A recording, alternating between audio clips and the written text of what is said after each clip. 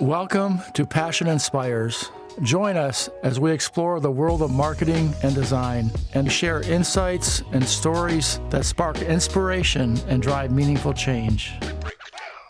Welcome to Passion Inspires. Today, I am honored to have Kevin Eastway with us today, and we're going to focus on donor relationships. So if you are in nonprofit world and are relating to donors, either in marketing or as a major donor officer, or anyone who supports donor stewardship and donor outreach, this episode is for you.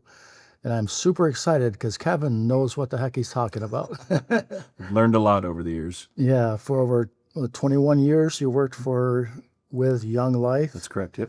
And raising your own money, so you know that aspect of it. And for how many years have you been a nonprofit consultant?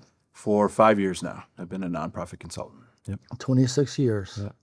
That's amazing. So I want you to go all the way back to when you were trying to raise money yourself. Tell me, like you were sharing earlier, tell me, what was some of that like? How did that feel for you trying to raise money? Totally, yeah. Yeah, I mean, I think the first time, Jeff, that I had to raise money was when I went on the Young Life staff outside of Los Angeles. And so this is right after I graduated from Azusa Pacific in 2001. And I was trained in the wait by the mailbox and pray. That doesn't work out very well. Of the method of fundraising, where you send a letter to your family and friends and you hope to God that Aunt Marcia sends in a check for $25, right? She did very faithfully for a lot of years.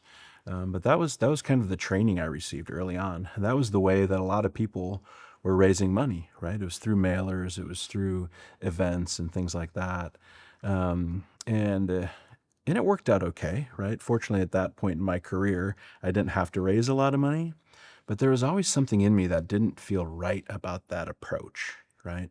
And so in our Young Life work with kids, we had really deep spiritual motivation to do our work, right? To go earn trust with kids and to earn the right to be heard with them and with their parents. And it was really relational, right? It was on their turf and on their terms. And the relationship really was a two-way street, right? But when I did fundraising, it didn't feel like a two-way street. It felt like I was just trying to get all I could from my family and friends, right? Or trying to convince them to give me money. And it just felt off, like in my being, in my spirit, in my heart, in my mind, in the way that I practiced my faith. Like it felt really inauthentic. So I had this deep spiritual internal motivation, right? And then with kids, and then going to do donor work just felt misaligned, right? It felt manipulating. It felt not real. And that was hard.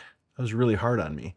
And so one of the things I ran into too is just my family of origin and how they thought about money early on, right? So I'm the grandson of immigrants, and my grandmother's still alive. She's 99.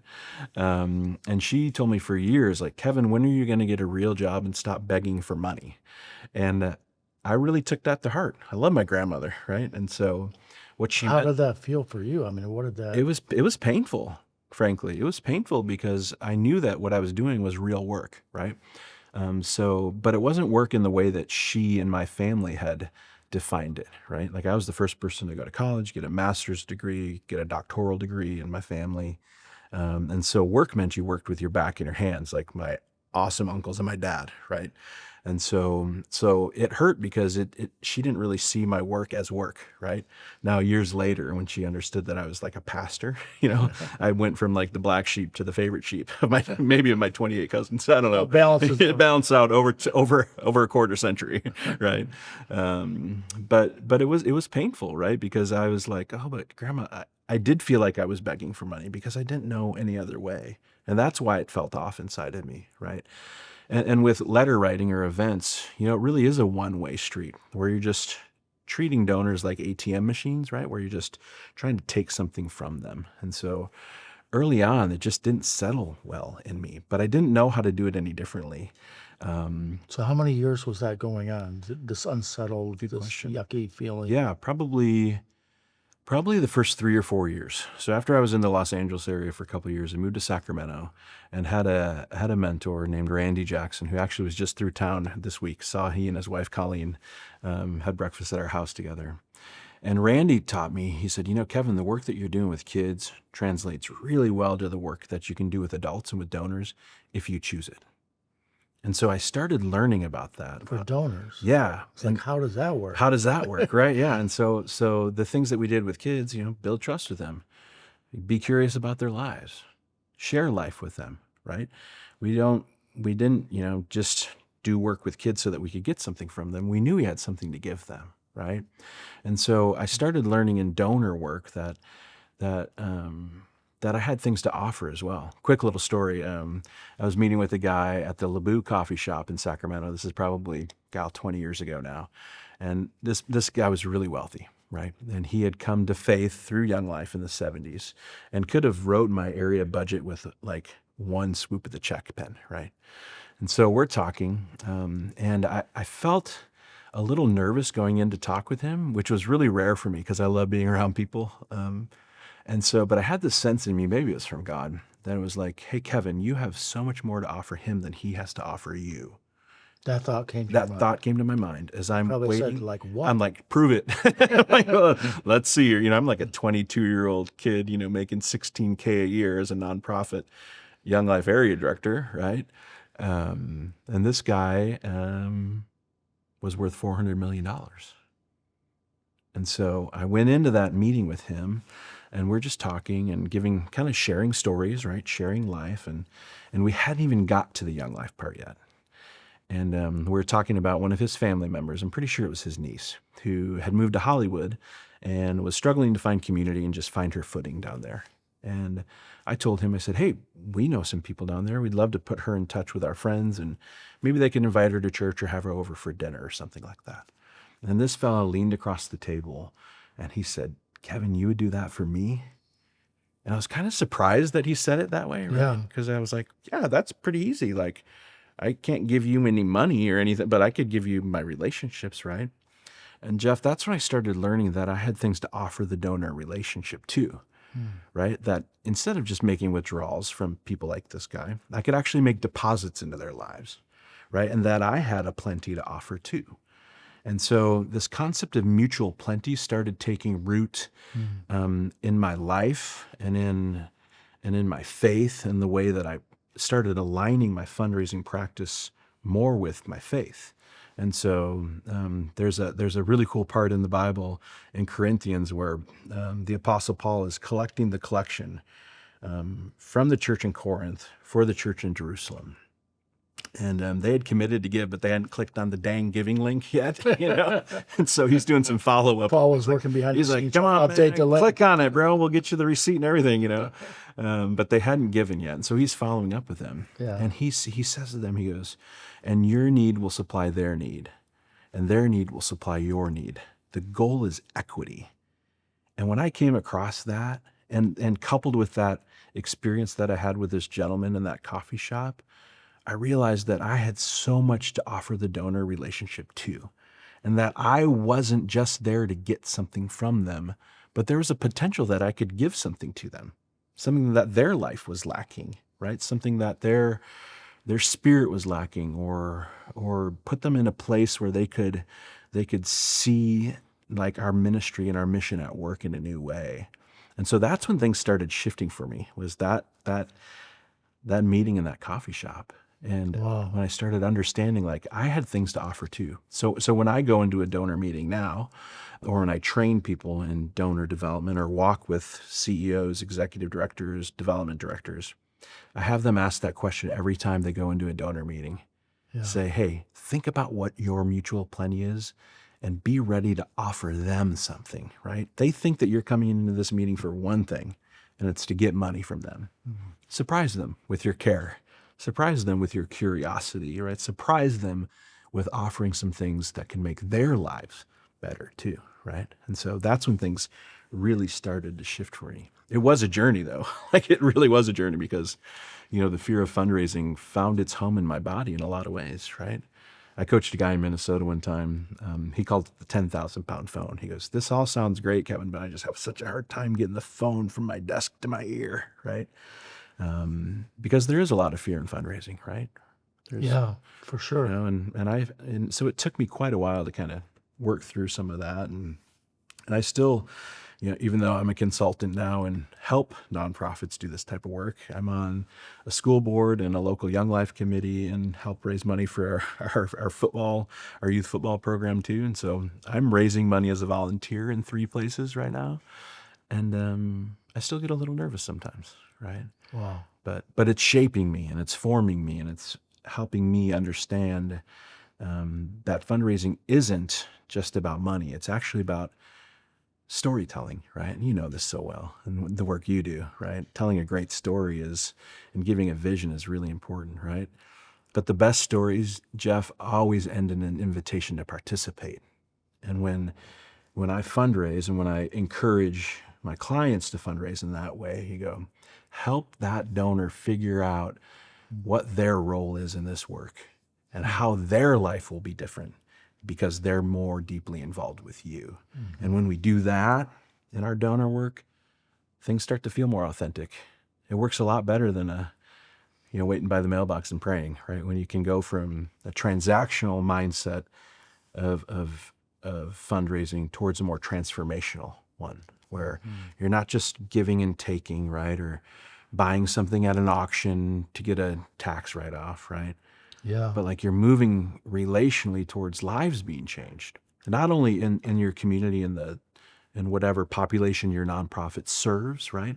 Yeah. But in my life, as I learn how to ask people and get over my fear, right?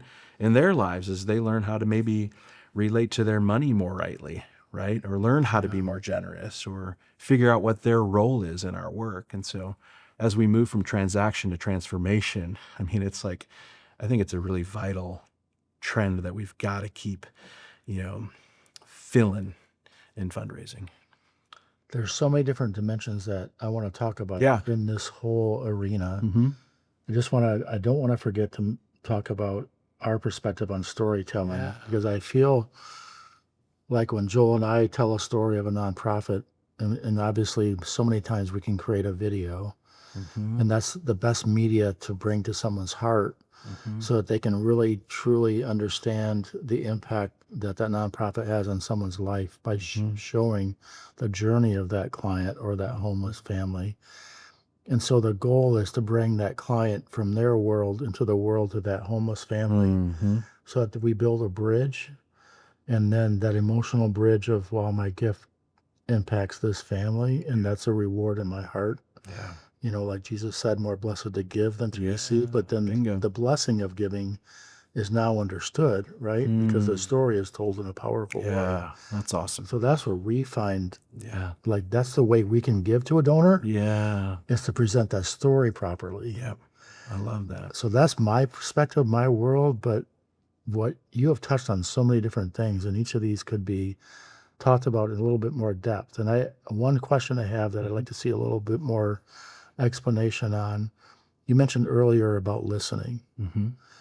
Tell me more about that. Why is that so important? And then we'll talk about other things too, but I want you to focus on that for a second. When you meet with a donor, what questions are you asking?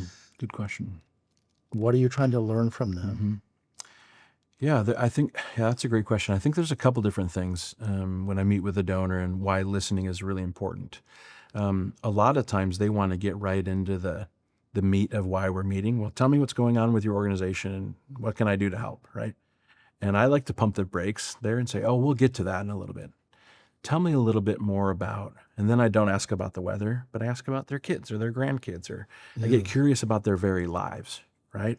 Because when we're open with our lives, other people are more open with their lives, right? And for some people, it's a little surprising, right? Because it's business as usual, and like, let's get down to it, but I like to start off with just getting to know them, like really well, like, what do you like to do for fun? Oh, I like doing that too, or like, how does that bring you joy? Or, so getting really curious about their lives, right? Yeah. I think it's really important to care more about someone's life than what we're trying to get from them in that meeting. It's really important. So good. Right? Because, and there are a lot of, like, fundraisers have a lot of deadlines and they've got goals to hit, right? And I'm not saying that they don't need to do that, right? But if we can come in with a posture and a presence that says, hey, your life matters more than what I want from you, I love and that. being curious about that, Yeah. right? And just getting to know them, it creates relational depth, right? It creates trust, right? It shows that you're not just in it to get something from them. You're actually might care about their life a little bit, right? And what they care about, right? In my 20 some odd years with Young Life, like it was such a joy to invite people into the work that I loved so much. But now with my consulting work, I get to help others with the thing that they love so much. And it's really life-giving for me, right? And helping them think about it in new ways and develop new ways of communicating and inviting people in.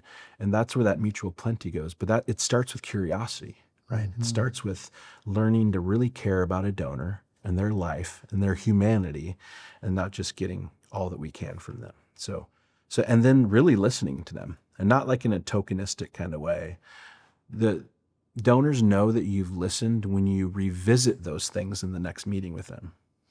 Hey, tell me about that. How did it go when you went to, I asked you, I was like, Jeff, weren't you in Europe somewhere? Yeah. Like I remembered. I didn't remember all the details, but I remembered a little bit of it, right? Because I care about your life, and not just your work, right? And so when we listen, we build trust with people, right? In process consulting, we start with listening and not telling, and it's really important, right?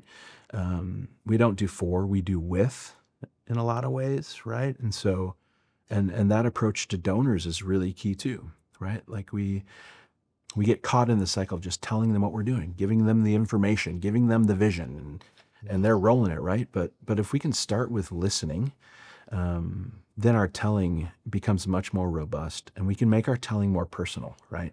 I think one of the keys when we're listening, and I tell this to clients all the time, is like we're looking for mutual heartbeat, right? Where does their heartbeat align with my heartbeat and align with our organizational heartbeat? Like we're looking for alignment, right? And so a lot of our question asking and our curiosity can be around that.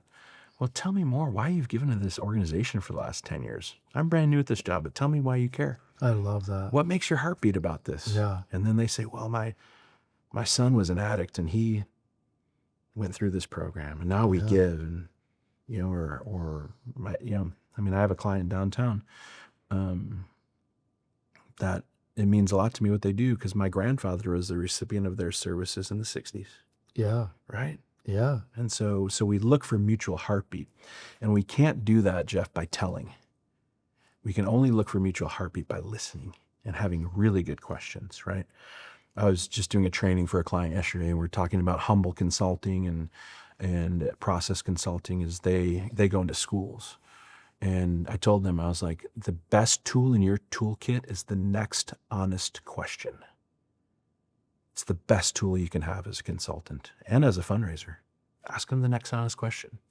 Tell me more about this. Wow. And in process consulting, like a lot of times too, we talk about the what of things. We have to back things up to the why, right? The donor wants to talk about the what. What's the vision? How much does it cost? How much money are you going to ask me for? And we go, oh, we'll get to that. Tell me why you're interested in it. Let's back it up, right? Let's pump the brakes a little. So we do that with listening, right? And then we do it with remembering, because listening is tokenism unless we remember. That is so fantastic. We tell our clients, begin with your why in your branding and in your messaging. Yeah. Begin with your heart, lead with your heart, because we want to identify with people who share our heart, share our vision, share our values. I love that. It's the same thing, isn't it? See, we've got mutual heartbeat right here. I love that. It is. It's the exact same thing, Jeff. I mean, I think that's for a nonprofit to lead with that in their messaging, so that when you go and you actually talk to someone about their heart, hopefully they're working together, right? The communication and your personal relationship are all working together. I love that. To bridge that. Well, and if you can't find mutual heartbeat, it's okay. That's right. It is okay. Steer that donor towards something that makes their heart beat. I love that. Because there's scarcity mentalities, right? There's not enough to go around. Right? Yeah. Then there's these abundance mentalities, is that there's plenty, which is true. Like our world has enough money for every nonprofit out there, this abundance thing. But there's this thing in the middle, I think, called plenty, right? Where we can hold loosely to our donor conversations and we can say, hey, actually, like this doesn't feel like it aligns with you anymore. Do you want me to help you find another organization that does? And they give you that look, the look you just gave me, like, wait a second, what? And that proves your love for them, right? That you're not just in it to get what you can from them, but that you really want them to be aligned with something that they love. And that's maybe steering them away from your work and towards something else. But that can be super hard if I'm a major donor officer and have to meet my quota. You better believe it. So Yep. what do you do with that? Yeah. Because that's the real practical. Yep.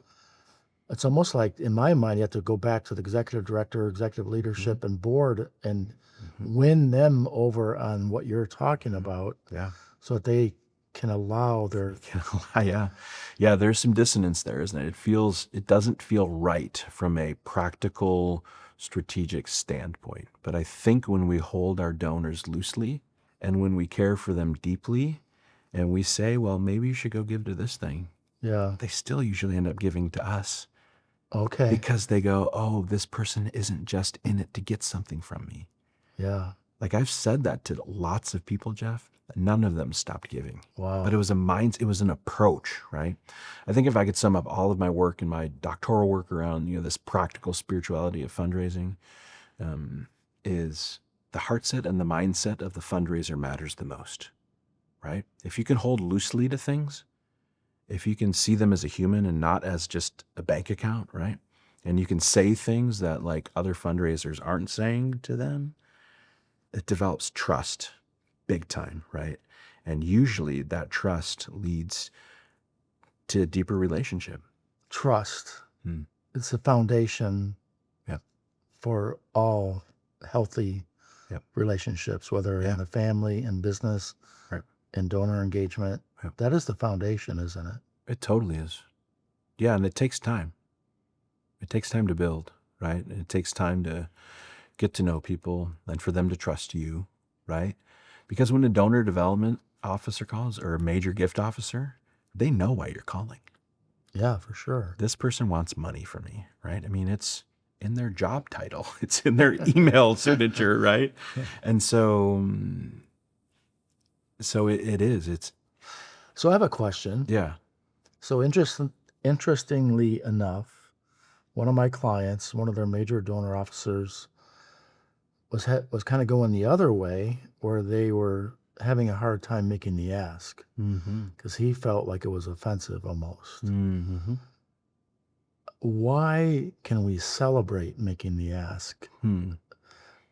Because what I shared with him, I'm curious what you're going to say, then I'd like to share with you what I shared with them. Yeah. So what would you say to that, first of all? Yeah, I think making the ask is really important. And part of it is a mindset too. I like to call it an invitation to participate. I want to give you an invitation to participate, right? And I think a lot of it has to do with the language we use, right? Because asking for help can kind of feel like you need something from them, right? Or you're less than, right?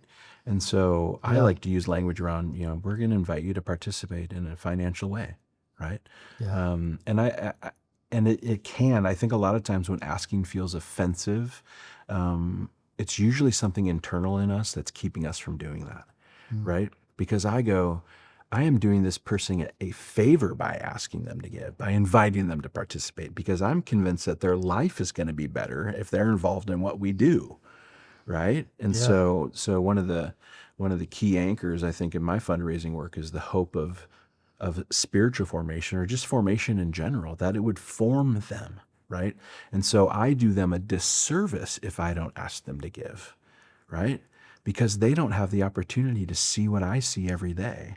All these nonprofit leaders, like, they have a front row seat to what's going on in their mission and in their world, right? Yeah. And the donors don't get to see that all the time. Yeah. I had lunch at a recovery place down here on Division, who's a client of mine, with some guys who are in recovery. I'll never be the same. Yeah. Because I had lunch there, right? And so if we think about our invitation to participate or our ask as doing their lives an actual favor, right? That their life will be different if they give, that changes everything about how we approach it. And asking doesn't feel as offensive. Now, are there offensive ways to ask? Of course, right? You know, when you're at an event and everybody says, "Well, everybody get out your checkbooks. You know, we've wined you and dined you, and now it's time to give," right? And you know, or like this guilt thing. You know, there are offensive ways to ask, right? Yeah, you could have a whole series of how not to How ask. not to ask, you know, seriously, that feel inauthentic and dehumanizing in some ways, right? Instead of invitational, you know. But I think I'm of the mindset that being really clear in what I want people to do and what their role is really important. Clarity is key in donor work, right? It's like, well, would you, you know, I'm wondering if you'd be willing to give. And you're in your mind, you're thinking they could give $50K. And then you get a check for $500. Not 500K. Not K. Down. And you go, wah, wah, and you're disappointed, right? Your expectations have met. You weren't clear. Yeah. You didn't say, hey, and this is the role I want you to play. Yeah. This is where I see you playing it. Would you be willing to do that, right? And giving them the opportunity to say yes or no to that invitation, and yes or no to that dollar amount, right? I've had it before where like I've missed the mark on how much I should ask them to give, right?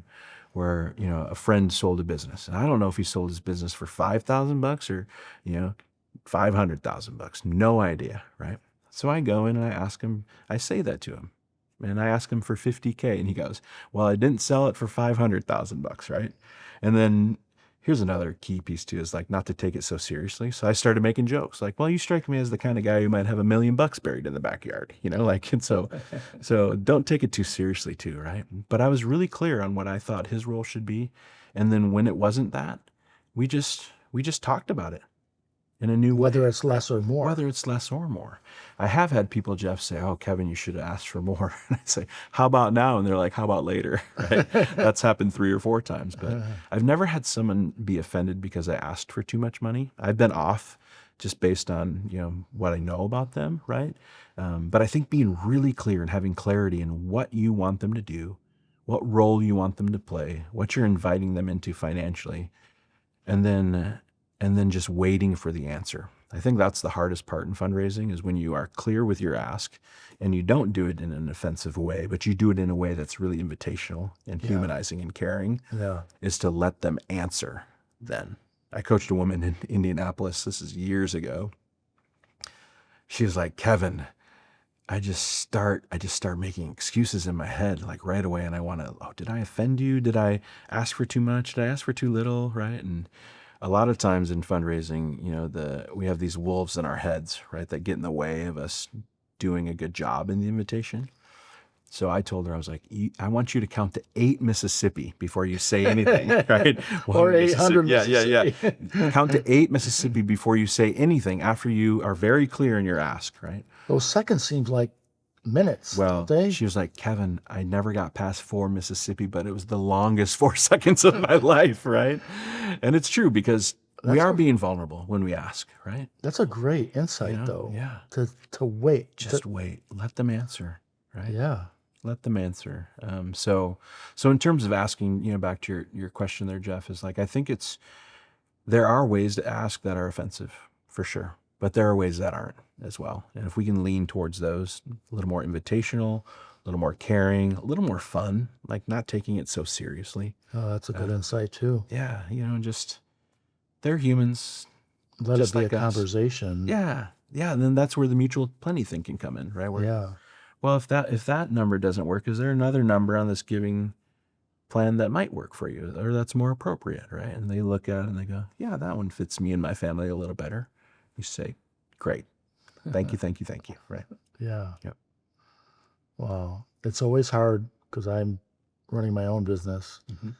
It's always hard when a client doesn't throw a number out, like, what is your budget for this project? Yeah. Well, I can't tell you what my budget is, or I don't have a budget, which is the worst answer ever.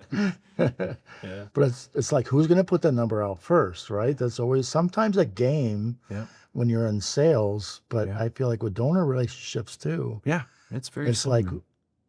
like, do you feel like that the donor officer should feel free to throw a number out there first?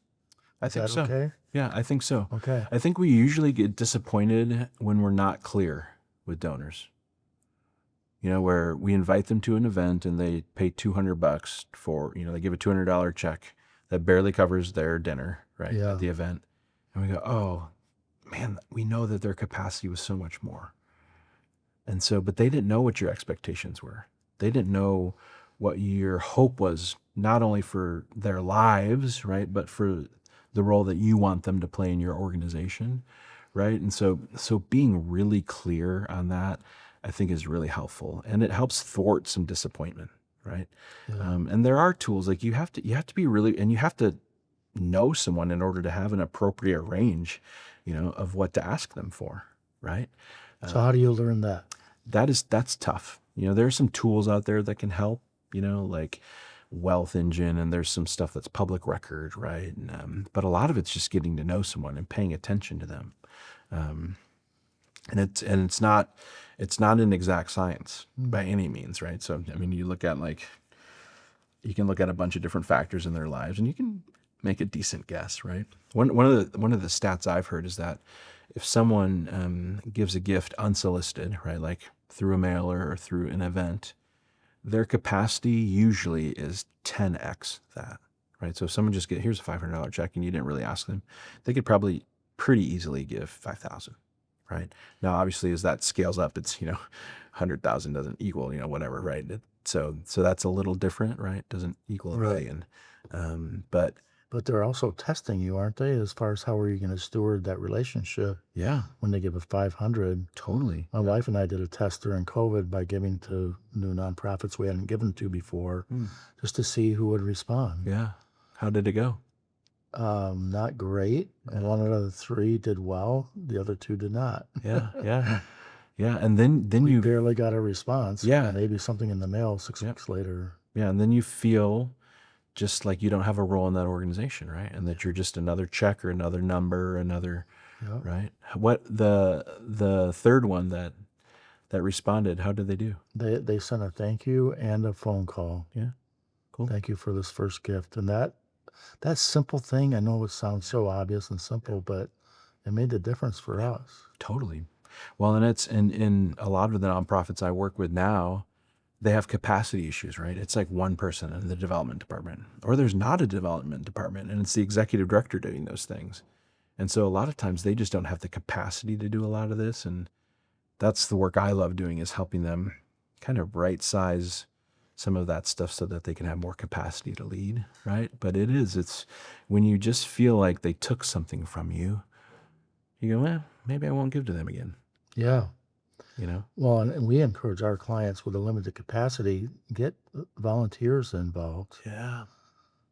Yep. Have them make the phone calls. They represent you. Yeah. And if they're trained enough, then Yep. Yeah, Totally. it makes a huge difference. Yeah. Because I don't expect executive director, he might have 30 on his call list, Right. or Yeah. major donor officer might have 100, but I don't expect them to be able to call 2,000 Yeah. people. That's so many people, right? Yeah. Yeah, I think that is, in terms of human and organizational development, I think that is the trend, right?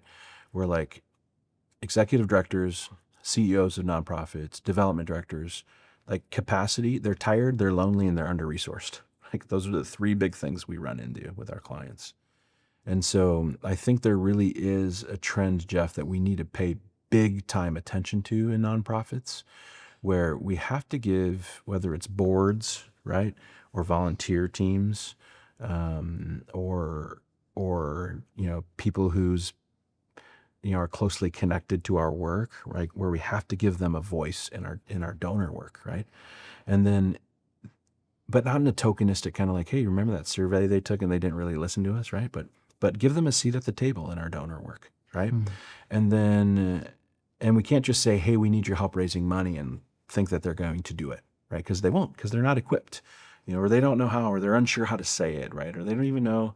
I mean, I talk about the 3-minute and 32-second phone call that I train people on, to how to pick up the 10,000-pound phone and what to say during that, right? But then giving these volunteers or board members tools towards empowerment, those scripts, those ways of following up, that beautiful postcard or whatever it is, right?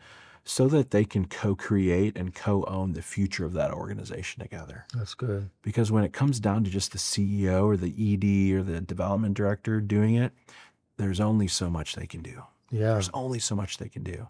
And so if we can empower people around us who love what we do, who are involved in what we do, and help them steward their sphere of influence and have the words and the tools to invite their friends in more deeply, our impact can be exponential, right? So I had a client a couple of years ago in the country of Oman, and we did a capital campaign with them, and we did a board ambassador training program where we helped them articulate their personal why with the organizational why, and then helped them script out how to ask their friends and their colleagues to give to the work. So they were able to be ambassadors for the cause in a whole new sphere of influence that the organization didn't have, right? All around the world. I mean, in India and Germany and Crete, in the US and Africa, right? Wow. It was really neat. And had a client in Los Angeles who has the largest after school program in all of LA County this past year. And their board is full of really influential people, but they didn't know how to talk about the work of this organization. Wow. Right? And so I went in and helped them with some of their messaging and helped lead a board retreat to help them really steward their sphere of influence, right? And so I think you're really onto something there where they need more people to help them with the donor work, right? Another client we had was a local jail ministry who has chaplains in, 25 county jails around the state. And they had gone from a mailer event-based fundraising engine. COVID shut a lot of that down, right? Yeah. First time I went into this client's office, there was like 30 women in their 70s and 80s licking envelopes. Yeah. I mean, I was like, do you guys have your own printing press in here? This is amazing, right? But then they went towards a more chaplain-centered fundraising model where the chaplains understood how to align their work in the jail with their work with donors, right? If you can work with murderers, you can work with donors, right? Like let's figure this out, right? Towards this, I'm trying to remember what they called them. I think they called them mission advancement teams around each of those chaplains in each of those counties towards a community-based fundraising model. And I think that's the trend, Jeff, that we need to pay attention to in fundraising. That's a whole different attitude. It's a whole different way of doing it, right? But when you have tired, lonely, under-resourced executive directors, development directors, it's the only way forward, really, right? Is to get volunteers to help them and to give them those tools so that they can co-create and co-own the future, right? Because frankly, man, like development directors, major gift officers, I just posted this on LinkedIn today. The shelf life of those poor folks is 18 months. I can't even fathom. They're That's whooped. What would each of us do if our staff turned over that Holy moly, right? And so donors are like, they just come and go and oh, that's the new person who's calling me. They just want money, right? But knowing that that's a reality, right? Or knowing that a chaplain could, move on or take a different job, right? If we're so centered on that one person, it really hurts our relationships with our donor base. And so how do we broaden who has those relationships with our donors is really, really key. So I think there is a trend away from, and don't get me wrong, the events and the mailers have their place, right? The development director has an important role. So does the ED, the CEO, right? The major gift officer. But if we can move towards a community-based model where we give people tools so that they can co-create and co-own that thing, they usually stick around quite a while. If they feel empowered, right? If they feel like they're inviting their friends and family and colleagues and neighbors into something that's powerful, right? So I think that's a trend that's happening that I'd like to keep helping nonprofits with, right? And I did a board development contract with the local community development center here in town. Helped them reorganize their board, new roles, and helped lead their board retreat, right? And so we did this personal why alignment. They came up with these beautiful personal why statements, right? And then in the afternoon, they came up with the what statements of what I'm going to do to help this organization moving forward. So we get around, all these board members. It was really cool to watch like this thing this emerging collective conscience bubble up from within them, right? To really take some ownership of the organization and the future of it. So we get around to the executive director, and she was sharing her what at the end of the day. And she said, my what is that I'm going to take a deep breath because my board is helping me in a way that they never had before. Wow. And you go, That's profound. that's a community-based model. That's profound. Right? And you go, when a leader feels like their capacity is increasing and they have people around them who are helping support the important, whether it's board work or donor work or strategy, whatever it is, we're making good movement. So clarify that for me. The board can help. Volunteers could be utilized. Any other people that I'm missing that can be part of that community development? Yeah, I think the third one really is alumni. Alumni can really help with that. And they're, obviously they'd be a subset of that volunteer group. People who keep good track of and take good care of alumni. You go, hey, this thing changed your life. You should be involved a little more deeply. Not just on a mailing list, right? But in a real significant personal way, right? And so there's some schools here in town that are doing a really good job of like young alumni groups, right? There are some very large organizations who don't keep track of their alumni at all. You go, that's a huge miss, right? I mean, the people who are most likely to give to your organization or be involved in that community-based model are the people that have already given in the past, right? Or the people whose lives have been impacted by your work. So those are your people, I think, where you go, okay, let's really hone in on those people. Who are they? Where do they live? Who do they know? What do they love? How do we empower them to be with us in this? And it is kind of like herding cats, right? You can be kind of a goat rodeo sometimes because it's volunteers, right? But you get to watch their lives change, right? In the middle of it too. Yeah. It's pretty amazing. It's pretty amazing. So part of it for me also is bringing people, like you had said earlier, into the mission. So maybe mission tours and just somehow getting some firsthand personal touches, realities that they can be there firsthand. Like when I go to Europe, I'm in passion with Romania now because I've been to Romania. Your feet have been on the ground. It's the same thing for a local nonprofit too, isn't it? Yeah, it totally is. To bring people into our mission as often and whenever appropriately we can. Yeah. As you know, Jeff, my faith is really important to me. And one of my favorite things that Jesus says is he says, well, just come and see. Come and see. And that's that invitation is so cool, right? Because it's like, I'm not going to give you just a bunch of information or a flyer or a mailer, or just, here's the info. Here's how it works. He's like, you should just come check it out. And it works really well, right? It's not rocket science. Yeah, I love it. You go like, yeah, you should come have lunch down here with us, or I just had a client, they just started this thing called, they work with schools and they're inviting donors into a thing that we created together called Mugs and Mission, where it's like, hey, come to the school, grab a cup of coffee. We're just going to walk around the halls so you can see what we do in action. Yeah, I love that. Simple, right? It's not rocket science, but it is revolutionary at the same time where you go, come put your feet where our feet are. Yeah. Your life will never be the same. That approach is so profound. Mm-hmm. Yeah. And simple. Yeah. Right? Like it's not. A local nonprofit can do it so much easier than an international nonprofit. Yeah. We have to pay for $4,000 to go somewhere. Which is really effective too in the end.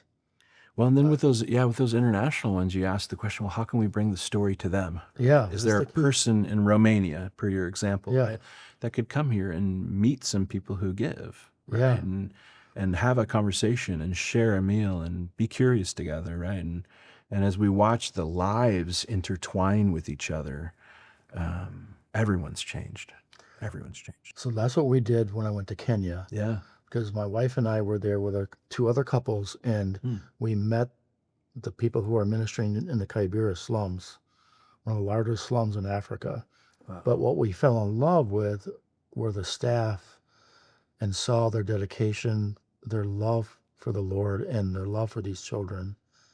And we brought them to people to West Michigan, right? Yep. It wasn't about what my wife and I experienced. Yeah. It was about bringing Dr. Judy and Monica and Helen and Edwin to the heart of someone here in West Michigan.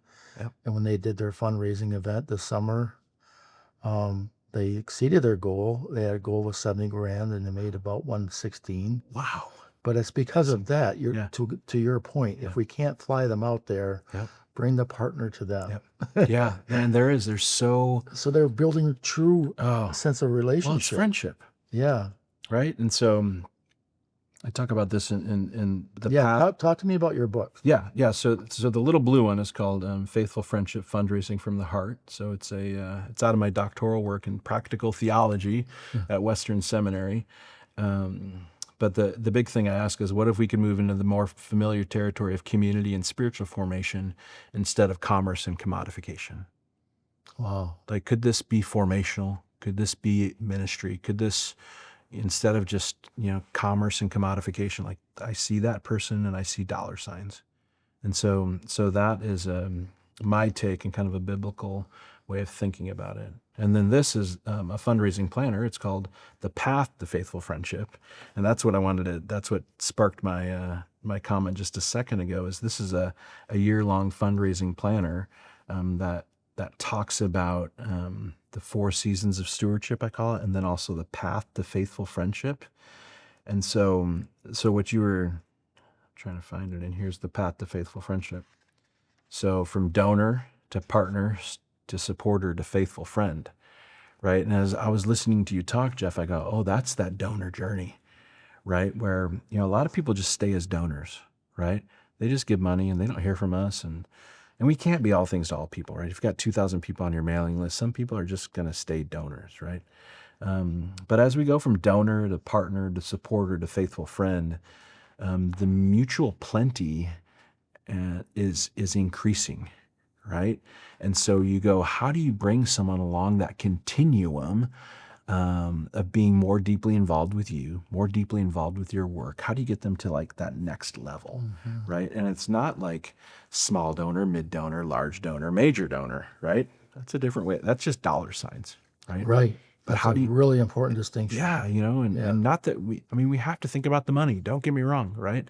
But there's so much more to people than that, right? And how do I think one of the keys for fundraisers to ask themselves, and then for nonprofits to ask themselves, is how are we inviting these donors on a journey, right? How do we get them to just, from coming to our event to being around a little more? Like take golf tournaments, for example. You go, all right, these people just paid $450 or whatever to play golf on Monday, right?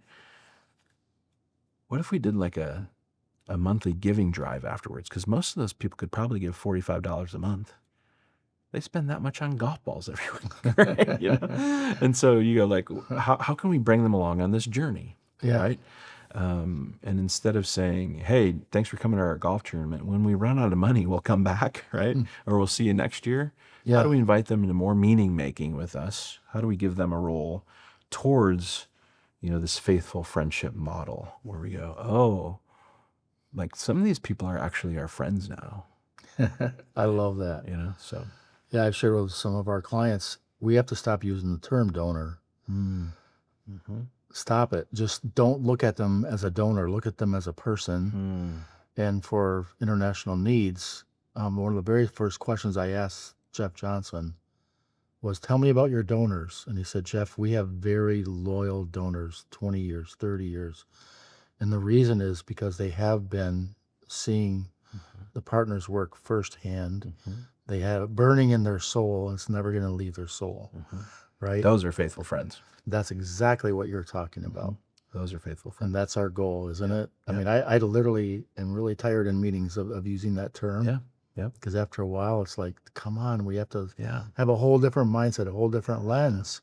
Maybe we shouldn't use that term anymore. What terms will we use? Yeah. I mean, I think it's probably the entry level term, right? Yeah. Like a donor gives money, Yeah. right? A supporter supports in other ways. They might host a table at your banquet, right?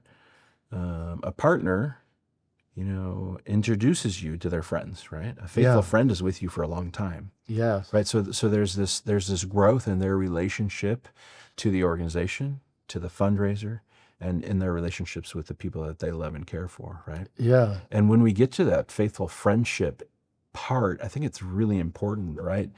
Like I have a couple of really good friends who, have gave for 20 some odd years, right? Yeah. And I had to really remind them, and they were like substantial donors, you know? I had to remind them that, hey, like when I look at you in our relationship, donor's like number 8 on the list. And I had to say this to him, like, you're my friend, like you're my brother. We raise our kids together. We love spending time together and going fishing, right? We love going on vacation together, right? Our wives are friends, right? There's all these things that are more important to me in our relationship than your role as donor. Yeah. That's a piece of our relationship, but it's not the number one thing. I need you to know that, right? Yeah. With someone who's just starting to give, yeah, they're like a donor because we don't know them, right? But as we get to know them, the donor piece, though it's vital, right? It has its rightful place in our relationship, right? Yeah. And so going on that journey with them, I think is really key. And that's where the humanity gets more and more authentic, right? When we can say those things to people.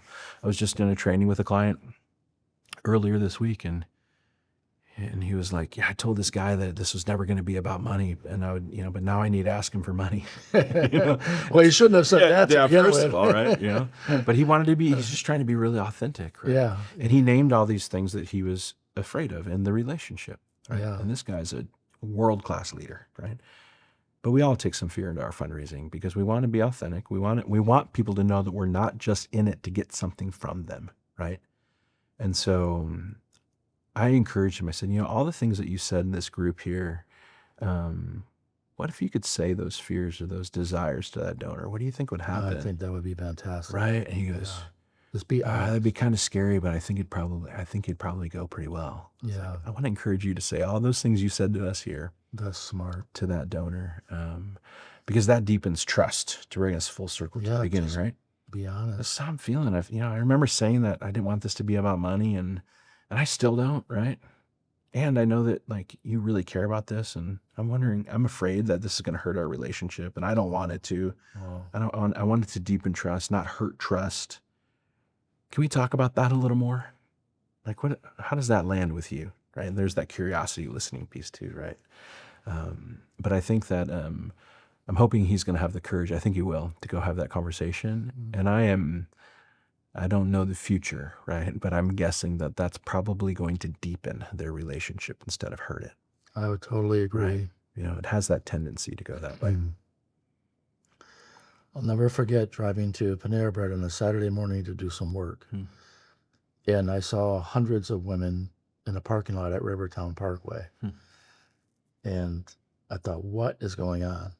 I didn't know what was going on. So I drove right by them, went into Panera Bread, began working. Half hour later, women start spilling into Panera Bread for lunch. And they all have the Susan G. Komen shirts on. But why is it Susan G. Komen 15 years ago, right? It's not maybe today. And there's been a lot of changes since then. But at the time, why are all these women going for this cause and not other cancer research causes? And it's because they became on fire for the mission and probably sharing with friends something they believed in, had been a part of their life. And it was like contagious, right? Contagious, yeah.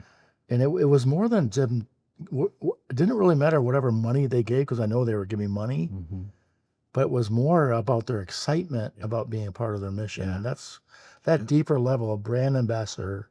That is what you're talking about, where it becomes in your soul. Yeah. Well, and I think they're a great example of a community-based engine. Yeah. Right? Yeah. I don't know the CEO of Susan G. Komen, but I know a lot of people are involved, and they're all volunteers. Yeah. Right? So they've done that.